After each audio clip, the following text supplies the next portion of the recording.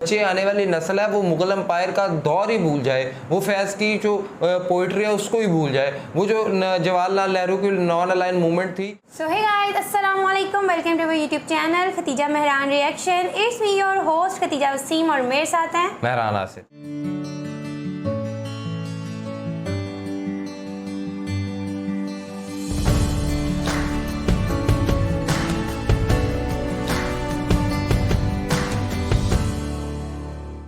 आज हमारे पास एक ऐसी खबर आई है कि जो इंडिया का एक इदारा है NCERT, national council of education research and training, ये अदारा जो है ये देखता है कि स्कूलों में कौन सा सिलेबस पढ़ाया जाए और किस तरह का सिलेबस होना चाहिए। और ऐसे में जो इस इदारे ने एक बहुत बड़ा फ़ैसला किया है वो ये किया है कि जो मुग़ल अम्पायर था, मतलब हिंदुस्तान पे मुगलिया सल्तनत ने बहुत बड़ा राज किया है, और इस चैप्टर को रिमूव करवा दिया जाए और स्कूल की बुक्स के अंदर ये जो टॉपिक है इनको ख़त्म कर दिया जाए, ताकि जो आने वाले बच्चे हैं वो हिस्ट्री से इस तरह से आगाह ना हो कि हमारा पास्ट क्या था, हमारा माजी क्या था। अब देखना यह है कि ऐसा क्यों किया गया है। और इसकी तरफ जाने से पहले ये वीडियो जो हम रिएक्ट करने जा रहे हैं इसका लिंक आपको हमारी डिस्क्रिप्शन में मिल जाएगा, और साथ ही साथ हमारे चैनल को सब्सक्राइब कीजिए और बेल आइकन के बटन को क्लिक कीजिए। तो आइए चलते हैं, हम देखते हैं। हेलो भाई, welcome you to world affairs. मैं प्रशांत धवन। नाउ रिसेंटली आपने बहुत से आर्टिकल्स में पढ़ा होगा, ये न्यूज़ हर जगह डिस्कस की जा रही है कि NCERT ने सिलेबस में मेजर चेंजेस किए हैं। ऑल टुगेदर कई जो चैप्टर्स हैं हिस्ट्री में, पॉलिटिकल साइंस की किताबों में, ये रिमूव कर दिए गए हैं। इसमें से 2 पोएम्स हैं, एक पाकिस्तानी पोएट की, कुछ चैप्टर्स हैं इस्लामिक एम्पायर्स पर, इस्लामिक कोर्ट्स का जो चैप्टर था ये हटाया गया, और जवाहरलाल नेहरू की जो नीति थी नॉन अलाइनमेंट की, कोल्ड वॉर की, उससे रिलेटेड भी जो कुछ चैप्टर्स हैं ये रिमूव किए गए हैं। अब इसी को लेकर कंट्रोवर्सी स्टार्ट हो गई है कि CBSE ने यही चैप्टर्स रिमूव क्यों किए। तो डिस्कस करेंगे इस टॉपिक को इन डेप्थ के क्या क्या चेंजेस आए हैं and why it matters. Recently China और US ने भी क्या चेंजेस किए हैं अपनी स्कूल टेक्स्ट बुक्स में। तो बहुत कुछ आपको जानने को मिलेगा, मगर आगे बढ़ने से पहले आपसे क्वेश्चन पूछूंगा। क्वेश्चन यहाँ पर ये है कि इंडिया ने रिसेंटली डिसाइड किया है कि हम लोग सेटअप करेंगे एक centre of excellence on ethanol. आपको बताना है कि किस देश के साथ इंडिया सेटअप करेगा मिलकर एक centre for excellence on ethanol. ये है यहाँ पे आपकी ऑप्शन, पुर्तगाल, ब्राजील, चाइना या फिर रशिया। कमेंट सेक्शन में करिए उत्तर, सही आंसर आपको मिलेगा वीडियो के अंत में। ना सबसे पहले तो यहाँ पे आपको समझना होगा बेसिक्स कोर्स। CBSE मतलब central board of secondary education. CBSE primary जो करिकुलम है ये तैयार करता है for classes 9th to 12th, और रिसेंटली CBSE को ये कहा गया है पॉलिसी के अंदर कि देखिए टोटल जो सिलेबस है बच्चों के लिए, चाहे क्लास 10th हो या 12th हो, ये सिलेबस ऑल टुगेदर 30% कम करिए। बहुत सी चीज़ें आज के समय CBSE के सिलेबस में हैं और काफ़ी बार ये एक बर्डन भी बन जाता है स्टूडेंट्स पर, तो इसलिए सिलेबस 30% कम करना चाहिए। अब CBSE देख रहा है सारे सब्जेक्ट्स को, मैथ को, दुनिया भर के और सब्जेक्ट्स को, कि कहाँ ट्रिमिंग करनी है, कहाँ से कुछ चैप्टर्स है ये कम कर सकते हैं जिससे जो ये 30% वाली जो ये पॉलिसी रिक्वायरमेंट है ये पूरी हो जाए। और बताया जा रहा है कि CBSE ने बाकी जो बहुत सारे और सब्जेक्ट्स हैं, मैथ वगैरह, वहाँ पर भी थोड़ी बहुत कटौती करी है। कई जो चैप्टर्स हैं इनको रिमूव किया गया है ताकि ऑल टुगेदर सिलेबस थोड़ा सा रैशनलाइज हो पाए। तो ऐसे भी CBSE की नज़र पड़ी यहाँ पर 10वीं की किताबों पर ऑफ सोशल साइंस, हिस्ट्री। यहाँ पर देखा कि जी बड़े सारे चैप्टर हैं इनको कर सकते हैं ताकि ऑल टुगेदर सिलेबस रैशनलाइज हो पाए। और इसमें हमने देखा फॉर एग्जाम्पल जो सोशल साइंस की किताब है उसमें in the future most probably जो impact of globalisation on agriculture और फूड सिक्योरिटी, ये जो 2 चैप्टर्स हैं ये ड्रॉप कर दिए जाएंगे। फिर उसके अलावा आप जान के हैरान होंगे, मगर CBSE की किताबों में फैज़ अहमद फैज़ की भी कई पोएम्स थी, उनमें से 2 पोएम्स यहाँ पर CBSE ने डिसाइड किया है कि रिमूव की जाएंगी। अब फैज़ अहमद फैज़ कौन थे ये जान लो। ये एक पाकिस्तानी पोएट थे। पाकिस्तान में कहा जाता है कि मॉडर्न टाइम्स में शायद इनसे बड़ा पोएट पैदा नहीं हुआ। पाकिस्तान का जो हाईएस्ट सिविलियन ऑनर है ये भी इनको मिल चुका है, मगर इंडिया में इनकी एक पोएम है ये काफी कंट्रोवर्सी में रहती है। अब आ जाओ यहाँ पर मैं याद कर दूं कि ऐसा नहीं है कि फैज अहमद फैज बिल्कुल ब्रिटिश एरा के कोई पोएट थे और पार्टीशन से पहले ये मर गए, नहीं। जब भारत का विभाजन हुआ तब ये पाकिस्तान चले गए थे, ये तब 36 साल के थे। उसके बाद पाकिस्तान में बैठ के इन्होंने अपनी लाइफ के जो सबसे आप कह लीजिए जो फेमस पोएम्स हैं ये प्रोड्यूस करी। उनमें से एक पोएम है हम देखेंगे। अब हम देखेंगे जो पोएम है ये फैज अहमद फैज ने बनाई थी पाकिस्तानी मिलिट्री की जो तानाशाही है उसके अगेंस्ट, मगर for some odd reason India में जब भी हमने देखा है कि मेजर प्रोटेस्ट होते हैं, वहां पर फैज अहमद फैज की जो ये पोयम है, हम देखेंगे इसका यूज किया जाता है। अब रिसेंटली आपको याद होगा जब सिटीजनशिप अमेंडमेंट एक्ट के अगेंस्ट विरोध हो रहा था दिल्ली में, तब काफी बार हम देखेंगे जो ये पोयम है इस पाकिस्तानी पोएट की, ये रिसाइट करी गई। फिर 2020 में एक न्यूज ये भी आ गई थी कि IIT कानपुर में ये पोयम रिसाइट करी गई है। उसके ऊपर इन्वेस्टिगेशन भी करी गई कि जी क्या ये जो पोयम है, हम देखेंगे क्या ये एंटी हिंदू है, क्योंकि यहाँ पर बुतों की बात की जाती है काफी बार। तो ओवरऑल आप कह सकते हैं पिछले कई सालों में ये फैज अहमद फैज जो पोएट है इंडिया में काफी कंट्रोवर्सी में आ गया है। इवन आप अगर देखोगे जो कश्मीर फाइल्स रिसेंटली मूवी आई थी, उसमें भी जो ये हम देखेंगे भी है, इसको काफी सार्कास्टिक मॉकिंग तरीके से यूज किया गया था। तो ओवरऑल आप अगर फैज अहमद फैज की ज्यादातर पोएम्स देखोगे तो ये आपको पॉलिटिकल इन नेचर ही मिलेगी। ये पाकिस्तान में जो आर्मी जनरल्स की तानाशाही है उसके खिलाफ काफी लिखते थे, पॉलिटिक्स, रिलीजन, कम्युनलिज्म, इसके बारे में बहुत कुछ लिखते थे। तो इनकी जो 2 पोएम्स है ये यहाँ पर रिमूव कर दी गई है। पर्सनली आई मीन देखिए, मैं समझ सकता हूँ कि अगर कोई लिटरेचर का बहुत बड़ा फैन है तो वो कहेंगे नहीं जी इनकी पोएम होनी चाहिए, मगर हमारे यहाँ देखिए वो प्रॉब्लम्स है नहीं जो पाकिस्तान में है। आप अगर सोच कर देखिए, हमारे यहाँ आर्मी तख्तापलट नहीं करती, वो पाकिस्तान का एक सिस्टम कंप्लीटली डिफरेंट है, सोचने का तरीका काफी डिफरेंट है।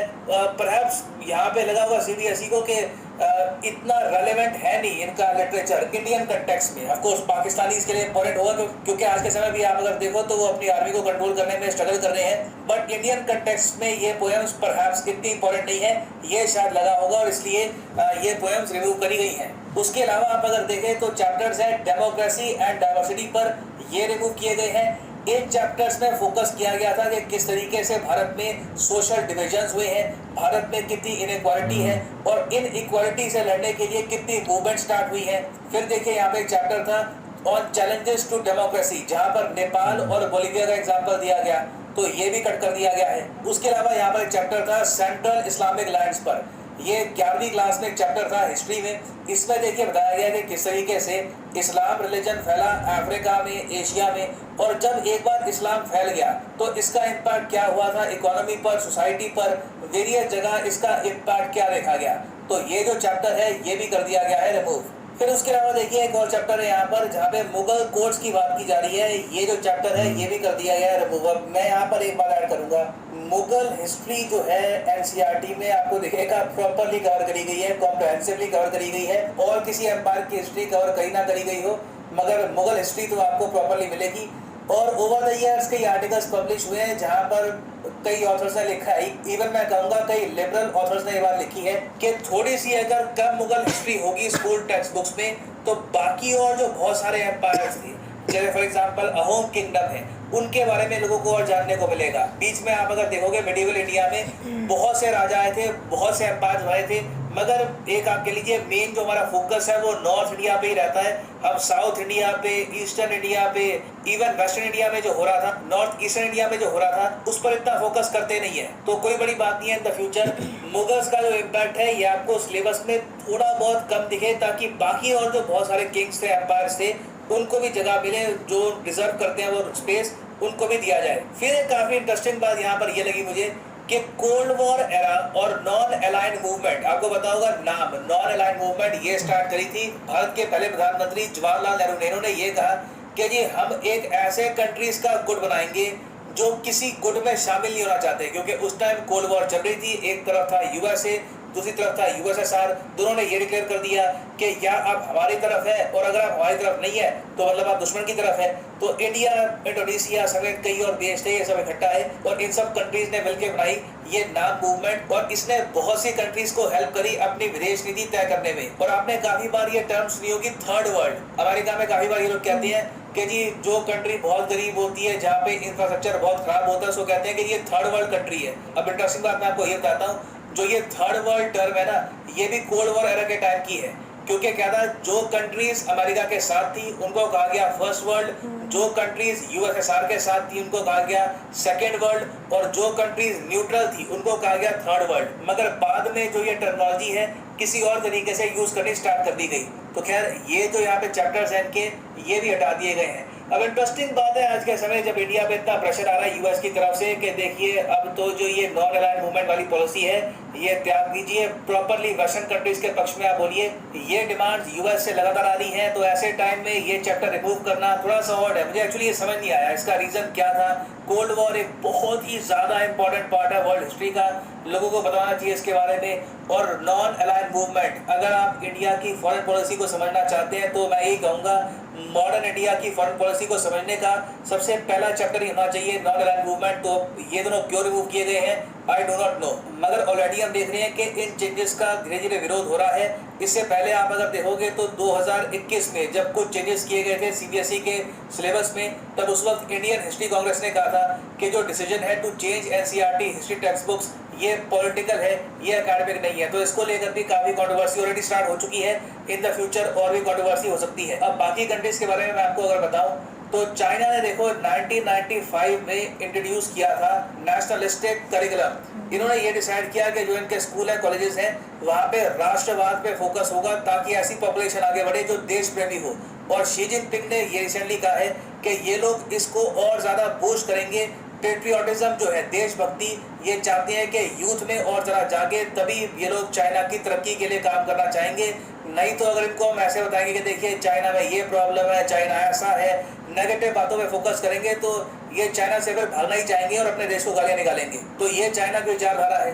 डोनाल्ड ट्रंप जब प्रेसिडेंट बने थे इन्होंने कोशिश करी कि चाइना की तरह ये भी एक पेट्रियोटिक एजुकेशन लेके आएंगे जहां पर अमेरिकन हिस्ट्री के जो काले चैप्टर्स हैं, जो डार्क चैप्टर्स हैं, ये थोड़े से रिमूव करके ये लोग फोकस करेंगे अमेरिका की ग्रेटनेस पर, अमेरिका कितना महान क्यों है, अमेरिका की अचीवमेंट्स क्या है।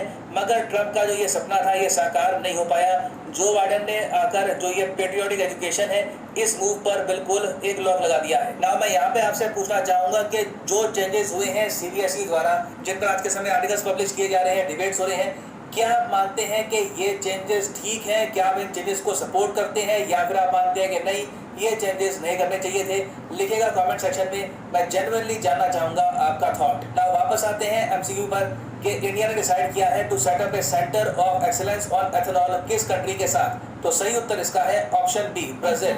यहाँ पर आप देख पाओगे इंडिया और ब्राजील मिल के बनाएंगे centre of excellence on ethanol, क्योंकि आपको पता होगा एथेनॉल बनता है शुगर केन से, और इंडिया और ब्राजील और कुछ करते ना करते हो शुगर केन दोनों देशों में बहुत ही बड़े स्केल पर प्रोड्यूस होता है। तो दोनों देश मिलकर एथेनॉल प्रोडक्शन पर फोकस करेंगे। एंड फाइनली यहाँ पर मैं ये भी ऐड कर दूँ कि अगर आप लाइफ में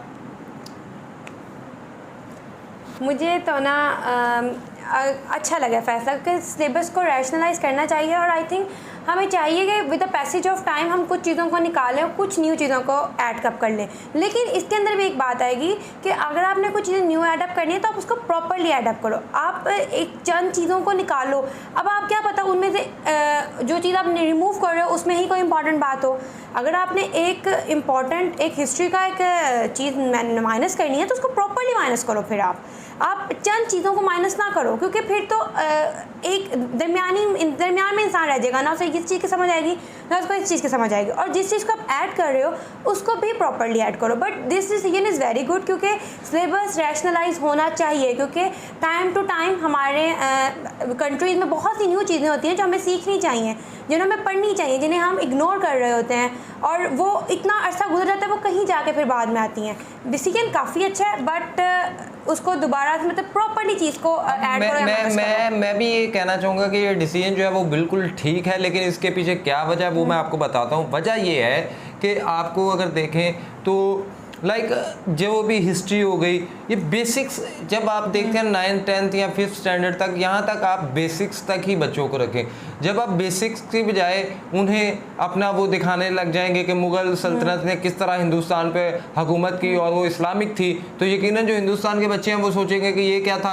और इसी तरह जो दूसरी तीसरी चीज़ें आप देखें, आप अगर उन्हें फैज़ की नज़र बढ़ाएँ कि हम देखेंगे और ये लाजिम है कि हम भी देखेंगे, तो ये चीज़ें जो है ये एक और तरह की वाइब देती हैं। जिस इंसान ने आने वाले वक्त में जब आप बच्चा एक पढ़ के ग्रो हो जाता है, फिर उसको डायमेंशंस अपनी फील्ड को खुद चूज़ करता है कि हाँ उसने हिस्ट्री पढ़नी है, हाँ उसने ये पढ़ना है या उसने ये पढ़ना है। तो जब वो जिस तरह की डायमेंशंस में जाना जाएगा, फिर उस तरह की डायमेंशंस के तो सिलेबस, उस तरह की हिस्ट्री वगैरह तो आपके पास पड़ी होगी, फिर वो उस सारी चीज़ को एक्सप्लोर कर सकता है। लेकिन अगर आप शुरू में आप अगर अभी उसे सोशल स्टडी के अंदर पढ़ा रहे हैं जी, मुगल एम्पायर पढ़ा रहे हैं और सारा पढ़ा रहे हैं, तो लिटरली वो होगा कि यार ये क्या है, कि मतलब मैं अगर ऐसा था इंडिया, हिंदुस्तान ऐसा था जिस पे इंडियन मुगलिया सल्तनत ने इतनी देर हुकूमत की, फिर और चीज़ें। और दूसरा, अगर आप कर भी रहे हैं ऐड, जिस तरह खदीजा ने बात की बिल्कुल सही की, कि अगर आप कुछ चीज़ को रिमूव कर रहे हैं या कुछ चीज़ को ऐड कर रहे हैं, तो ये ना हो कि एक चीज़ को आप रिमूव कर, लाइक बाज़ औक़ात ज़्यादा बेहतर तो दूसरी चीज़ों पे तो बिल्कुल रहने दें। लेकिन जब आप हिस्ट्री की बात करें, तो जब आप हिस्ट्री की बात करें तो यकीनन हिस्ट्री एक दूसरे के साथ लिंक्ड ही होती है, और हिस्ट्री हर मुल्क के लिए एक बड़ा इंपॉर्टेंट पार्ट होती है। हाँ, लेकिन आप देखें कि हर जो एक सन होता है, एक ईयर दूसरे ईयर से लिंक्ड होता है। अगर आप मिसाल के तौर पे एक जानब 1920 का कुछ पढ़ा रहे हैं और दूसरी जानब आप अचानक उसे 1950 पे ले आएंगे, 1950, तो 1950 और 1920 के दरमियान जो 30 साल का गैप है वो कहाँ गया, तो उसको भी कवर अप करना चाहिए। नो डाउट आप उसको ना उतना बड़ा कवर करें, लेकिन उसको कवर ज़रूर करें। लेकिन जब आप उसको थोड़ा सा टच देंगे और अगर वो कुछ उस तरह का हुआ इंटरेस्टिंग, तो यकीनन बच्चा उसमें इंटरेस्ट लेकर खुद से चीज़ को एक्सप्लोर कराया। और अगर आपका मोटिव ये है कि इसके पीछे आप कुछ और मकासद चाहते हैं कि जो बच्चे, आने वाली नस्ल है, वो मुग़ल एम्पायर का दौर ही भूल जाए, वो फैज़ की जो पोइट्री है उसको ही भूल जाए, वो जो जवाहरलाल नेहरू की नॉन अलाइन मूवमेंट थी जो कोल्ड वार के अंदर, जो जिसके बाद USSR यानी सोवियत यूनियन और वो टूट गई और फिर आज़रबाईजान और ये सारी किर्गिज़स्तान, ये दूसरी हाँ, तो ये जो सारी चीज़ें अगर आप चाहते हो तो भूल जाए, तो इसके पीछे आई डोंट नो क्या।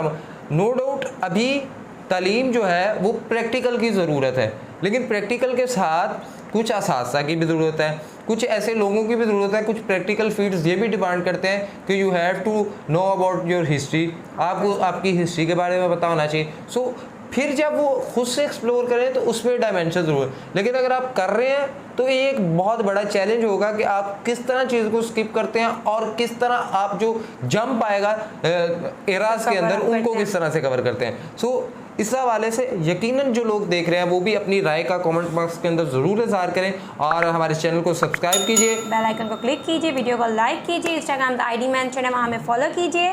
तब तक के लिए अपने मेज़बानों को दीजिएगा इजाज़त, दुआ में याद रखें। अल्लाह निगहबान।